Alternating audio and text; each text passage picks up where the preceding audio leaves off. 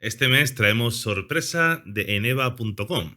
Tenéis disponible un sorteo para todos vosotros, no importa si sois de Europa o Latinoamérica. Podéis conseguir una tarjeta de regalo de 100 eurazos para que lo gastéis en cualquiera de los productos que ofrece Eneva. Como sabéis, aquí podéis encontrar vuestros juegos favoritos de cualquier plataforma a un precio muy reducido, pero además podéis conseguir juegos físicos, periféricos, ordenadores, consolas y mucho más. Puedes participar en el sorteo en el enlace que te dejo abajo en descripción y comentario fijado. Se sorteará este próximo 1 de agosto, así que muy buena suerte. Y ahora os dejo con este vídeo que es una oda a una de las expansiones más recordadas de World of Warcraft. Y este vídeo es como el inicio, el arranque de la nueva temporada de vídeos sobre World of Warcraft, lore, jugabilidad y demás, porque esta semana ya sabéis que seguramente saldrá la alfa de Dragonflight. Y esto, junto al próximo lanzamiento de la Lich King Classic, nos va a dar meses de contenido de este juego una vez más. Y me alegro mucho porque es el juego que más me gusta cubrir, como vosotros bien sabéis. Así que os dejo con el vídeo, espero que os guste.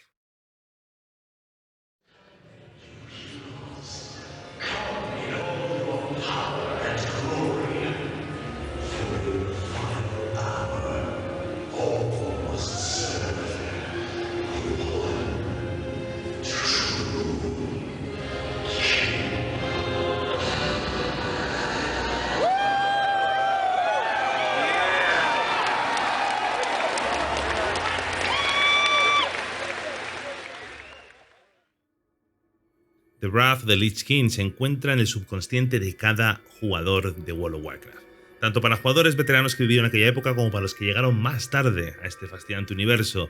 Pasó hace 14 años, pero aquella segunda expansión de este juego lo cambió para siempre. ¿Y por qué? Porque la Lich King es una leyenda, es la idealización de todo lo que es el mundo de Warcraft.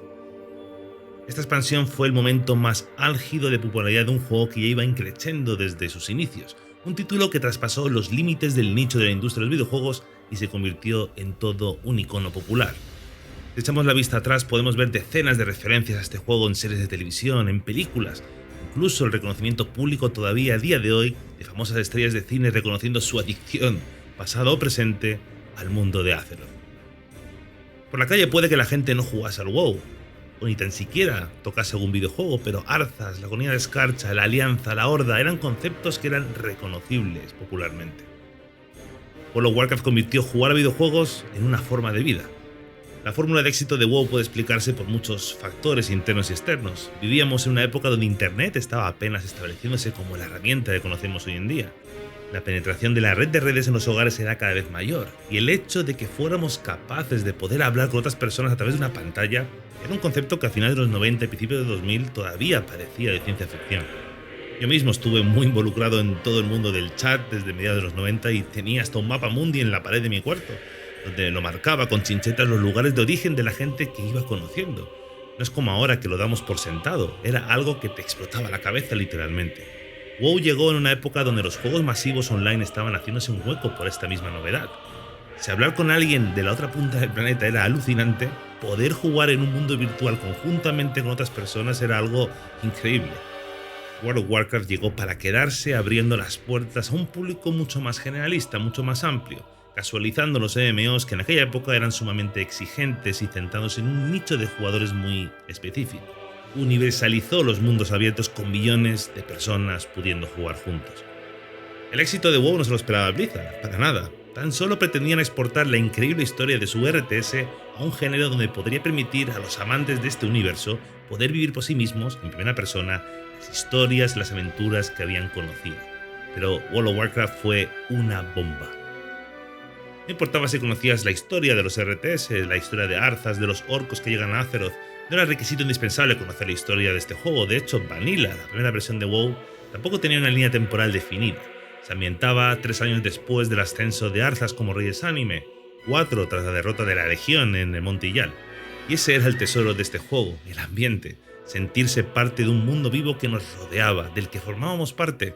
La construcción del mundo era lo más destacable de este juego, aderezado por una fascinante historia que venía del juego Warcraft 3. Vanilla sentó las bases de lo que vendría después. The Burning Crusade nos llevaría al mundo de origen de los orcos para volver a luchar una vez más contra la Legión y contra Illidan. Pero sería en la segunda expansión de Lich King donde iríamos a enfrentarnos contra el que entonces era la representación de todos los males, uno de los villanos más conocidos de la cultura popular. Arthas.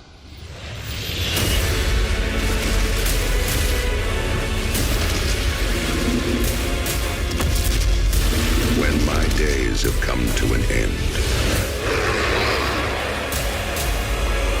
you shall be king.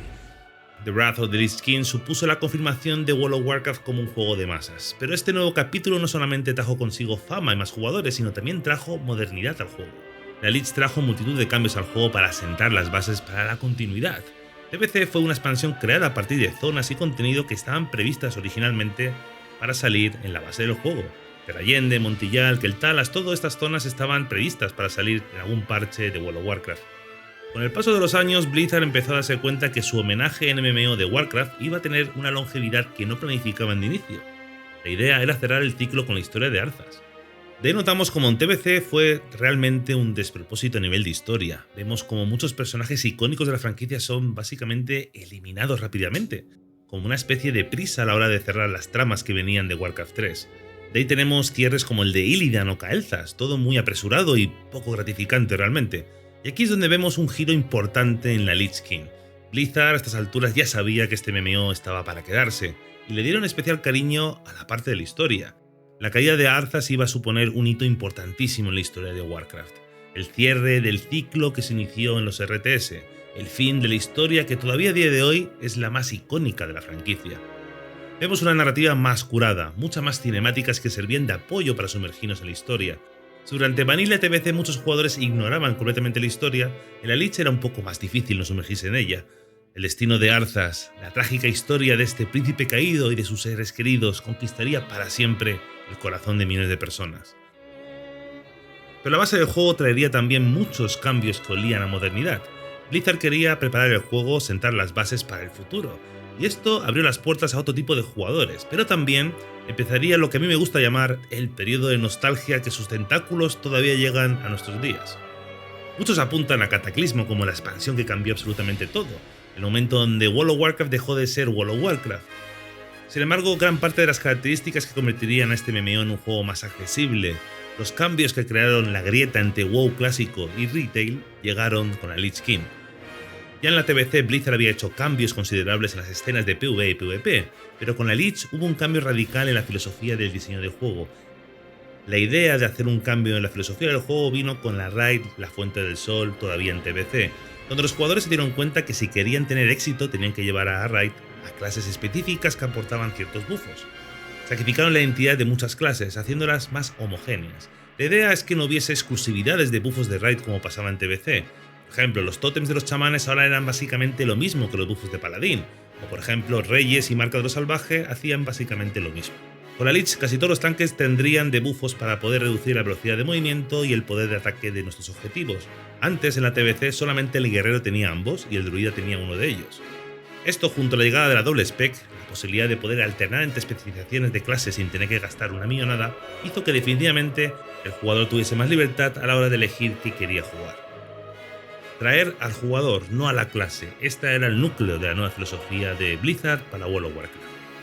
Pero también llegarían multitud de herramientas que facilitarían mucho la vida del jugador, como buscador de grupos, algo que un addon ya lo permitía mucho atrás, pero Blizzard incorporó su nueva herramienta mucho más integrada y cambiaría para siempre la forma de interactuar de los jugadores.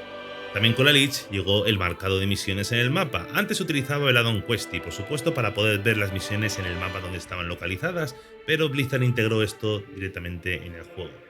El PvP de mundo abierto seguía siendo atractivo, pero Cuna de Invierno fue toda una revolución de cómo debería ser el PvP en un MMO. Solamente por experimentar este lugar creo que ya vale la pena volver en la versión Classic.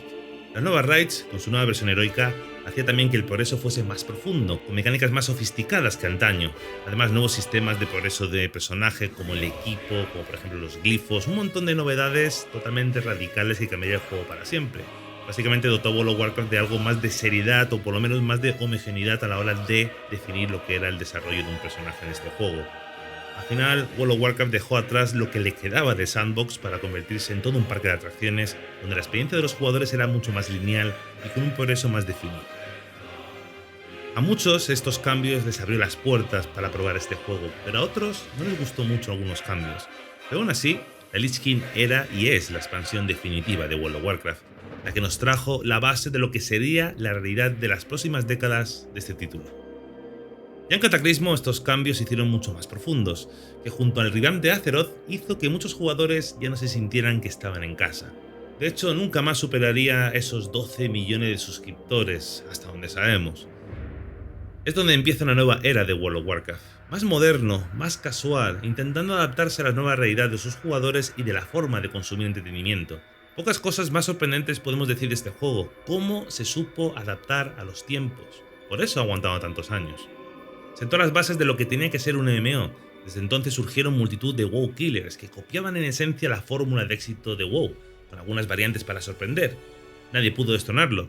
Y a pesar de que hoy tenemos MMO sorprendentes que están mirando a los ojos directamente al Rey de Reyes, a decir verdad, World of Warcraft sigue siendo la referencia del género.